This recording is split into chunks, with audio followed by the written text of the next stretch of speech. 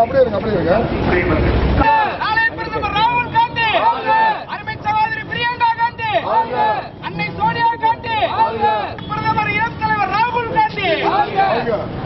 நாளைய பிரதமர் ராகுல் காந்தி ஓமந்தூரார் புகழ், முன்னாள் முதல்வர் ஓமந்தூரார் புகழ், முன்னாள் முதல்வர் ஓமந்தூரார் ரெட்டியார் புகழ்.